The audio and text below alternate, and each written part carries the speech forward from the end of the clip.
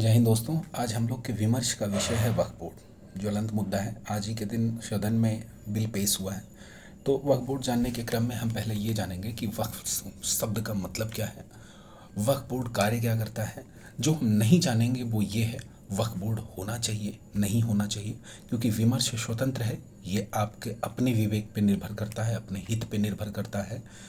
तो आइए चलिए हम लोग प्रारंभ करते हैं। वक्फ वक्फ जो शब्द है यह इस्लामिक शब्दावली का शब्द है। वक्फ शब्द का मतलब होता है ऐसी संपदा, ऐसा धन जो धर्मार्थ कार्य के लिए उपयोग हो। और निश्चित ही क्योंकि ये इस्लामिक शब्द है तो इस शब्द का तात्पर्य हुआ ऐसी धन संपदा जो इस्लाम के धर्मार्थ कार्य के उपयोग में आए। अब वक्फ की आवश्यकता क्यों पड़ी? वास्तव में प्रारंभ में वक्फ बोर्ड का गठन किया गया, वक्फ की मांग उठी। वक्फ की मांग उठी शिया सुन्नी के विवाद को लेकर के, कि शियाओं ने कहा यह भूमि हमारी है, यह भूमि हमारी है। तो उसी की चल संपत्तियों पे अपने आधिपत्य के कारण कि किस पे इसका आधिपत्य है, शिया सुन्नी विवाद में यह प्रक्रम बना। और वक्फ बोर्ड का बेसिकली वो वक्फ बोर्ड नहीं था, वक्फ संस्था का गठन किया गया 1923 में। 1923 तब देश आज़ाद नहीं था। और ठीक उसके बाद 1995 में 1954 में देश जब आज़ाद हुआ तो देश आज़ाद होने के बाद वक्फ बोर्ड का गठन किया गया स्वतंत्र भारत में। अब जब स्वतंत्र भारत में वक्फ बोर्ड का गठन किया गया तो प्रारंभिक चर्चा ये हुई कि वक्फ का कार्य क्या होगा। वक्फ ने ये कहा कि हम जो स्टेट वक्फ बनाएंगे, वो जितनी भूमियां हैं जो इस्लाम के लिए हैं उनका हम सर्वे करेंगे और कहाँ कहाँ हमारी वो भूमि है उन भूमियों को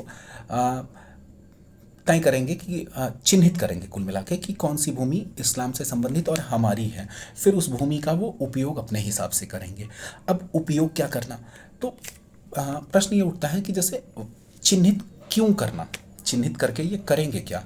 तो चिन्हित करके जब वक्फ बोर्ड का गठन किया गया तो यही तय किया गया था कि इस विवाद, शिया सुन्नी के विवाद को समाप्त करने के लिए, कि हम इन भूमियों का चयन करने के बाद इन भूमियों पे धर्मार्थ कार्य के उन्नयन के लिए, अर्थात ऐसे कार्य जो हमारे धर्म की प्रगति को आगे बढ़ाएं, तो उसमें मकतब बनवाएंगे। इस्लामिक शब्द है मकतब होते हैं, हम कहते हैं मदरसों को, कि मदरसे बनवाएंगे, दारुल सफ़ा, कुछ अस्पताल बनाएंगे, खैराती अस्पताल होंगे। और हम जो बेसहारा हैं, बेसहारा हैं, बेघर हैं, उनके लिए आश्रय की व्यवस्था करेंगे, यात्री विश्रामालय बनाएंगे। अर्थात कुल मिला के वक्फ की भूमियों का उपयोग सर्वजन हिताय के लिए होगा, लेकिन इस्लामिक सर्वजन हिताय के लिए। उसमें कोई और संप्रदाय के व्यक्ति आ जाए तो ये उदारता का बात है, लेकिन चर्चा यही है, वक्फ शब्द का मतलब ही यही है कि अल्लाह की भूमि जो अल्लाह के काम आए। अब अल्लाह का काम ये बेसिकली अच्छा है, कुल मिला के वक्फ का होना अच्छा है। लेकिन अभी हम विवाद पे भी नहीं चर्चा करते हैं, आगे आते हैं। फिर आप जब ये देखेंगे कि वक्फ कानून के खिलाफ कोर्ट जा सकते हैं। अभी कानून की बात आ गई कि क्या हम ये कानून क्यों बना दिया गया। तो 1995 में इसको कानून, क्योंकि 54 में गठन किया गया, 95 कानून, 13 में इसको और कठोर कर दिया गया। तो लगभग 4 परिवर्तन हुए। समय समय पे वक्फ कानून में परिवर्तन होते रहे हैं। अब बात ये आती है कि जो विमर्श करना है हमें, जो तर्क का विषय है, वो तर्क क्या है, क्या आज़ादी, क्योंकि गठन इसका 1923 में हो रहा है, उसके बाद ये कार्य कर रहा है। आज़ादी के बाद भी चौथे साल में ही संविधान लगने के हमने ये तय कर लिया कि वक्फ बोर्ड है, यानी 1954 में। जरा विचार करें आप, क्या 54 से वक्फ ने अभी तक अपनी संपत्ति तय ही नहीं कर पाई? कि भाई जैसे एक बिल बन गया जो ये करेगी कि हमारे कहाँ कहाँ भूमियाँ हैं, हमसे संबंधित कहाँ कहाँ हैं, हम उनको चिन्हित करेंगे, तय करेंगे कि ये भूमि हमारी है। लेकिन ज़रा विचार करें कि क्या इतने वर्षों में अभी तक हम ये तय नहीं, मतलब बेसिकली हम का मतलब इस्लामिक समाज से है, या जो वक्फ का समर्थन करने वाले लोग हैं, वो हिंदू भी हो मुसलमान भी हो, क्योंकि अभी तो हैं जो समर्थन कर रहे हैं, तो क्या हम तय नहीं कर पाए कितनी भूमि है? अच्छा, प्रश्न उठता है, क्या हम तय करना चाहते हैं? क्योंकि तय नहीं कर पाए एक अलग बात है, क्या हम तय करना चाहते हैं कि वक्फ की भूमि कहाँ कहाँ है, जल्दी से इसको तय करके हम समाप्त करते हैं कि वक्फ का जो विवाद है वो समाप्त हो जाए। अब अगला हम लोग विमर्श करेंगे, अगर वक्फ की भूमि जनहित कार्यों में उपयोग हो रही हो, और जनहित कार्य क्या है इस्लाम के संबंधित, कि हम, क्योंकि बना इसीलिए था कि हम इससे खैराती अस्पताल बनवाएंगे, लोगों को उन्नयन में, धार्मिक उन्नयन में काम करेंगे और इस्लामिक समाज को आगे बढ़ाएंगे, इस्लाम को आगे बढ़ाएंगे। क्या वास्तव में ये बढ़ा? नहीं बढ़ा। क्योंकि देखा जाए तो इस्लाम धर्मावलंबी जितने लोग भी हैं, बहुत कम लोग शिक्षित हैं।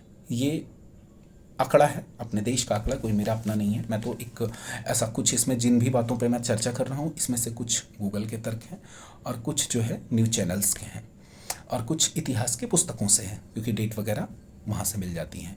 तो बस विमर्श इस बात का है कि क्या वक्फ अपने उद्देश्य को पूरा करने में सफल रही है। जैसे इसका गठन किया गया तो ये तय किया गया कि वक्फ इतने दिनों में ये कार्य कर लेगी, भूमि को चिन्हित कर लेगी। चिन्हित करके क्या करेगी? प्रश्न उठता ना कि मान लीजिए आप तय ही कर लिए कि कौन कौन सी भूमि आपकी है, लेकिन तय करके क्या ही कर लेंगे? तय करके क्योंकि योजना ये थी कि ये तय करेंगे, उसके बाद धार्मिक उन्नयन में, समाज के हित में ये कार्य करेंगे। लेकिन जरा विचार करें, वक्फ से संबंधित सहयोगात्मक संस्थाएं आपको कितनी मिली हैं? क्या आपने देखी है? क्या आपने कहीं ऐसा कोई विश्रामालय देखा है जो वक्फ ने बनवाया हो? क्या आपने कहीं कोई ऐसा अस्पताल देखा जो वक्फ ने बनवाया हो? क्या आपने कहीं ऐसी कोई इस्लामिक बस्तियों में सड़क, इस्लामिक जब मैं बोल रहा हूँ तो बेसिकली मैं मुसलमान समाज की बात कर रहा हूँ कि उनके समाज विशेष में एक जहाँ सरकार ध्यान नहीं दे रही है वे सड़कें, या वक्फ से संबंधित किसी का इलाज कराया गया, वक्फ ने किसी को पढ़ने के लिए भेज दिया। आखिर वक्फ अपने उद्देश्य को पूरा कर रहा है? अगला हम लोग विमर्श करेंगे कि वक्फ टैक्सेस भी देता है क्या? क्योंकि भूमि इसके पास लगभग 9.24 लाख एकड़ भूमियां हैं, या हेक्टेयर पे है, एकड़ में।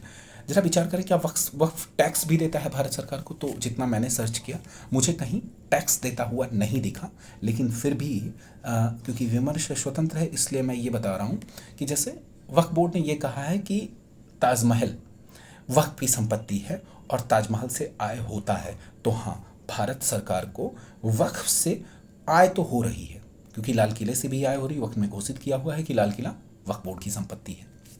आगे अब जरा ये विचार करें कि जब वक्फ बोर्ड अपने उद्देश्यों को प्राप्त करने में सफल अभी तक नहीं है, अभी तक सफल नहीं हो रही है, तो क्या इसमें परिवर्तन की ज़रूरत नहीं है? क्योंकि आप ही कोई योजना बनाए और आपकी वो योजना सफल ना हो रही हो, तो आप क्या करेंगे?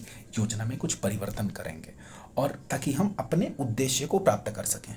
अब एक प्रश्न तो ये उठता है, सरकार इतनी हितैषी क्यों हो गई? क्योंकि वर्तमान की सरकार को आमतौर पे थोड़ा हिंदुत्व के रंग में रंगा हुआ पाया जाता है और विपक्ष थोड़ा सा इस्लामिक मतावलंबियों के साथ खड़ा हुआ दिखता है। वे इसका विरोध कर रहे हैं। कई संस्थाएं वक्फ का पहले भी समर्थन और विरोध कर चुके हैं, बस क्योंकि मुसलमान समाज को एक भय सताता है कि भाजपा है तो हित का कार्य कम ही होगा, ज़्यादा चांसेस हैं कि हमारे अहित में कार्य होंगे। आगे भी 2-4 बड़े बड़े प्रश्न हैं कि जरा विचार करें। ये आरोप लगाया गया वक्फ बोर्ड पे कि अगर वक्फ आपकी भूमि को कह दे रही है कि ये भूमि वक्फ की है, पहली चीज़ तो ये आपको बिना बताए वक्फ कह रहा है, क्योंकि आप अपने घर में बैठे हुए, पता चला किसी बेटी की शादी या इलाज के लिए आप अपनी भूमि बेचने जाएं, तो तुरंत पता चलेगा आपको कि आपकी भूमि को ऑलरेडी वक्फ बोर्ड ने कह दिया हुआ है कि ये उनकी भूमि है, आप बेच नहीं सकते। आपको पहले से नहीं पता चलेगा, आपको पता ही नहीं है कि आपकी भूमि आपकी है कि वक्फ की है।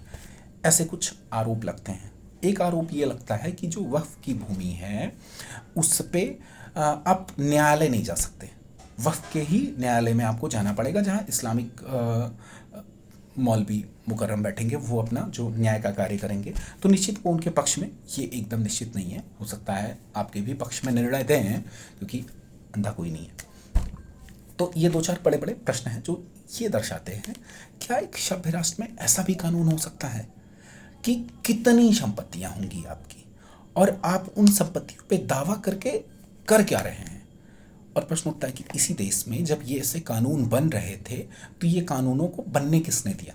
क्योंकि प्रश्न उठता है ना कि क्या तब कांग्रेस शासन के ऊपर, लगता है कि कानून जब बना तो कांग्रेस ही थी, क्या तब ऐसे लोग उपस्थित थे जो अपने हितों को नहीं समझ रहे थे, जो इतने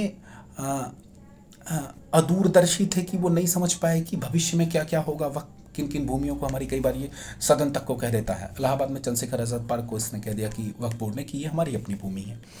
क्या जब ये कानून बना तब क्या उनके पास विवेक नहीं था? विवेक था, लेकिन कानून का धीरे धीरे अपने स्वरूप में इस्तेमाल होता गया। और वास्तव में कानून होना सभ्यता की पहचान है, क्योंकि जो सभ्य समाज है वहीं कानून होते हैं। असभ्य समाज में, जंगल शासन में, आदिम शासन में कानून नहीं होते। तो कानून का होना बहुत अच्छी बात है, लेकिन समय समय पे कानून में परिवर्तन होते रहना चाहिए, चेंजेस होते रहने चाहिए, क्योंकि हर कानून हर काल परिस्थिति में उचित नहीं होता।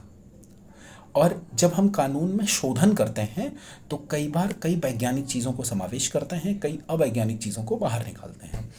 तो ये तो हो गया कि वक्फ बोर्ड क्यों और कैसे कार्य कैसे कर रहा है।